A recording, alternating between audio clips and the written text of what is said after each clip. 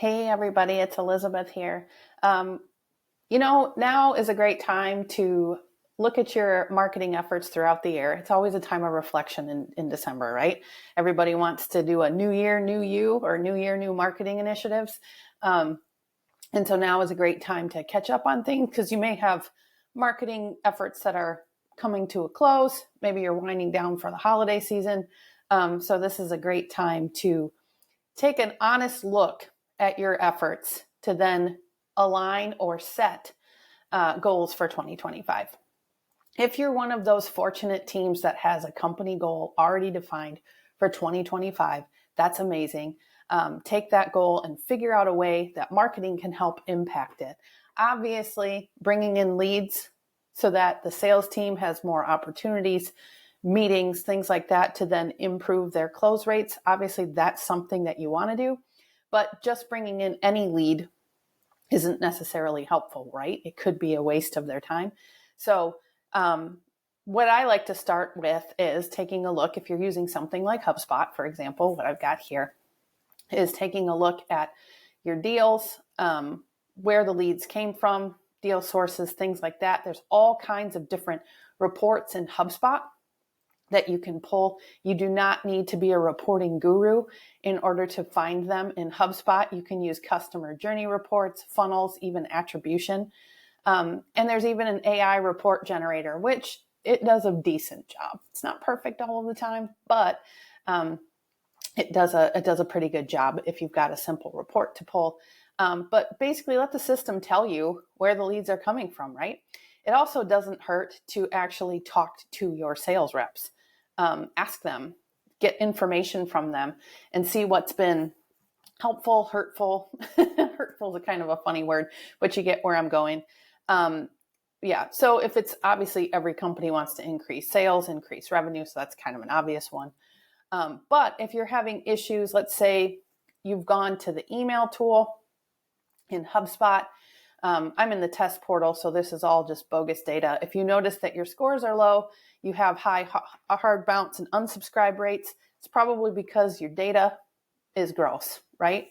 You might be attracting the wrong people. You might be delivering the wrong content, right? So leverage the email tool. Look down here. It'll tell you high and low performing emails, and even give you tips to improve your email health, right? On the Analyze tab, same thing. You can look at different metrics on this Analyze tab, which is fantastic.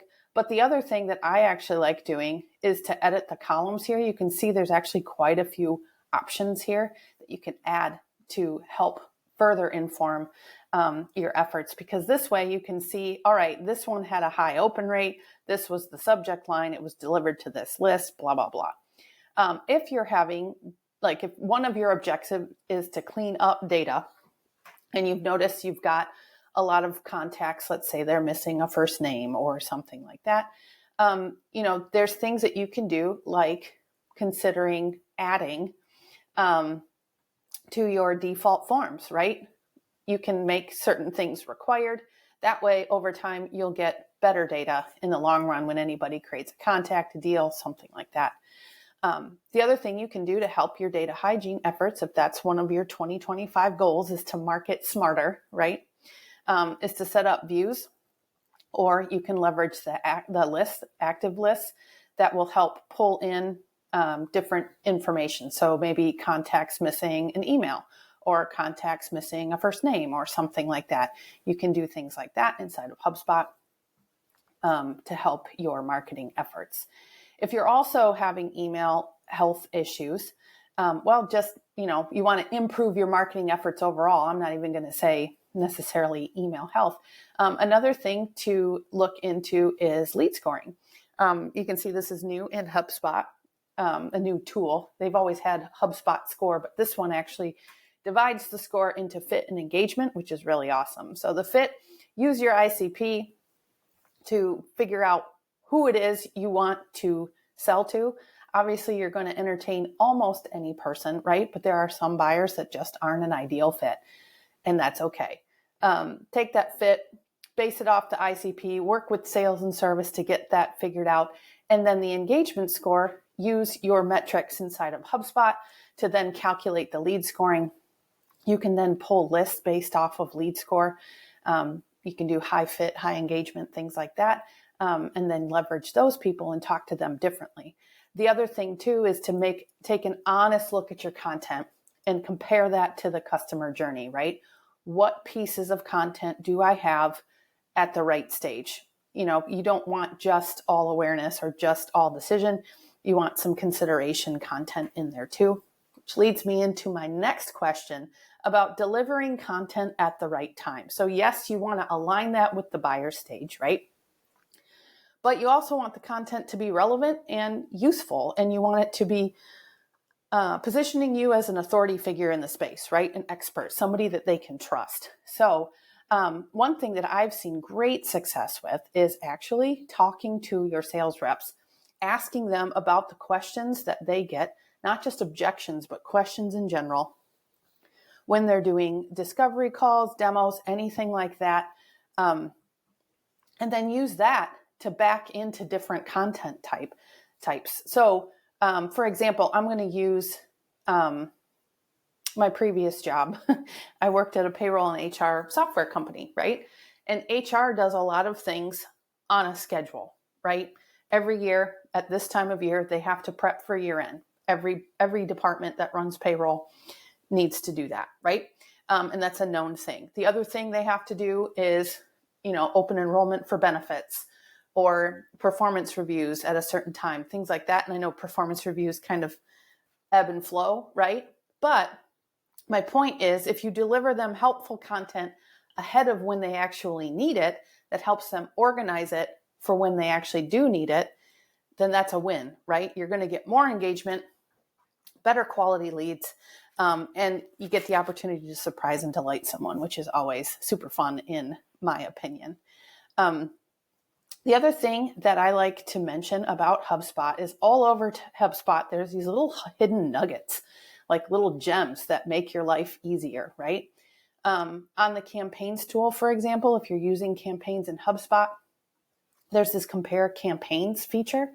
So you can go in and select 2 campaigns, up to 10, put them side by side. And again, this is a test portal, so no data, but you can see high level analytics, who's doing what, when, any revenue attributed, anything like that inside of HubSpot. I believe the revenue may be based on your hub, but anyway, you get the picture.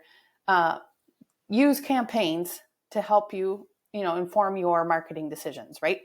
The other thing too is if you didn't have a campaign built, you can pull a campaign together, put things into the campaign, the assets. Remember, an asset can only live in one campaign at a time. And then you can use this compare campaigns feature. You can even export it if you need to, and see how your marketing metrics did. The other little hidden nugget that we've already looked at is the analyze tool in email and also email health. If there's some emails that you wanted to put side by side, you can do that. See the performance of the email. I know these are 2 surveys, but you get the idea. And then again, you can export those results if you needed to out of HubSpot. There's also, if you go down into this library, and if you're someone that's using Sales Hub, if you click on templates, underneath this analyze, there's view sales content analytics, which I love. So templates, you can see template performance, documents, which is fantastic if your sales team is sending out documents, or your service team, whoever that may be. You can see performance, things like that. And then also sequences, which is really, really cool. So then you can work with the sales team, help them figure out where they can improve, opportunities, I guess you should say, using these baked in tools inside of HubSpot.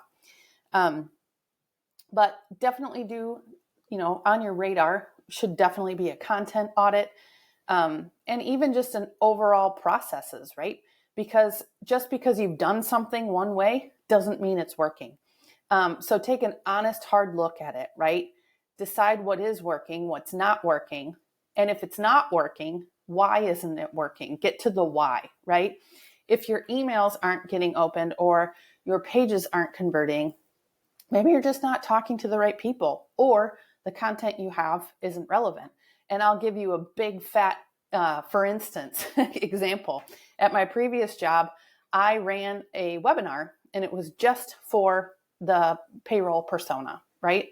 And it was an epic failure. I had nobody sign up for the webinar, not one person, which told me that, you know what, maybe that audience isn't interested in it, or maybe they weren't interested in what I was presenting, right? So we decided to pivot. Like, yes, it was a bummer. We were frustrated that it flopped majorly, but we, made lemonade out of lemons, right? Use those failures to learn, figure out what it is, test if you can, if you have the data, the audience to do that, and then figure out a new game plan for 2025. But to grab average deal size, and then that way you can figure out the marketing ROI. You can say, all right, I brought in 1,000 leads. If your average deal size is $10, that's easy math. Because then you can prove the spend was worth it for marketing. Because as long as you're bringing in good quality leads, like don't count the spam submissions or people saying, hey, I want to post on your blog, or can you link back to mine? Don't count those. Actual leads that you have passed over to sales, that should go into your marketing efforts, right? And inform your marketing budget for 2025.